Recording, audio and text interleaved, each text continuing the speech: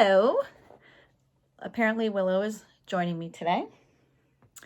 All right, so where we left off last time was Dragon was talking to the stone lions, and they were talking about the story of the dragon that originally came and destroyed the city, which of course is Dragon himself.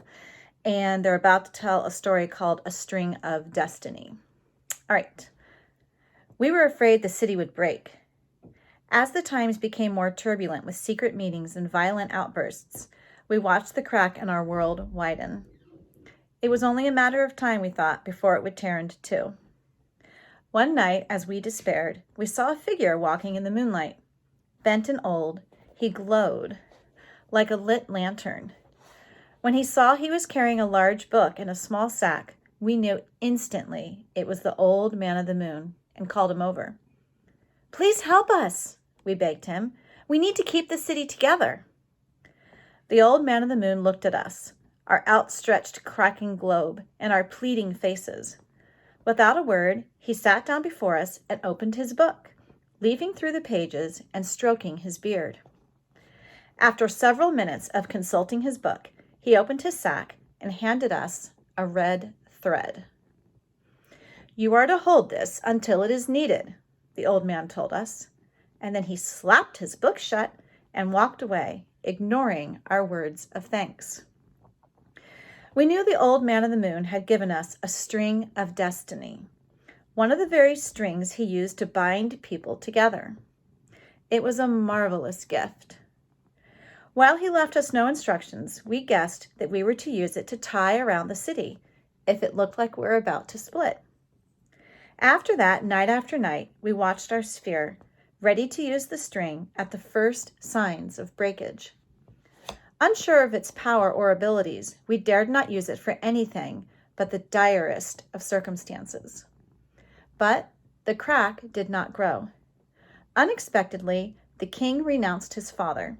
He exiled him and his officials from the city, and harmony returned. Slowly, the fracture has filled with the powder of earth and stone, and I have held the string unused. And as the male lion finished, he lifted his paw to reveal a flattened line of red thread. "The borrowed line," Dragon said. "That's it. Minley said she needed to get the borrowed line from the guardian of the city. You're the guardian, and that's the borrowed line we need." "I suppose it is," the lion said, looking at the string. "So perhaps I have been holding it all this time, so I could give it to you." And the lion dropped the string into the dragon's outstretched hand. Chapter 25. Ma and Ba found the days without Minley long and difficult. In the morning, as soon as they woke up, they rushed to Minley's bed to see if she were there. In the afternoon, they hurried from the fields, hoping to find Minley waiting at home. And at night, with a rice bowl and a set of chopsticks waiting for her at the table, they looked up at every sound of footsteps. But an empty bed and house always greeted them, and the footsteps always belonged to a passing neighbor.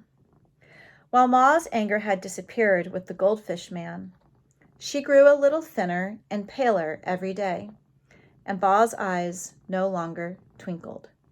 So I know we were talking in class a lot about how characters change, and I know that you can hear right here that we know that Ma's anger has changed, but it's interesting to notice what's been happening to Ba, who's always been positive, and it says that his eyes no longer twinkled. So that's just a message to us that he's changing as well, and not for the better. And one evening, in the middle of the night, Ba woke up alone in a bed to a voice calling, "Wake up, old man!" The fish said, "Wake up! Your wife needs you!" Ba quickly rose and looked for Ma, who was sitting by Minley's bed.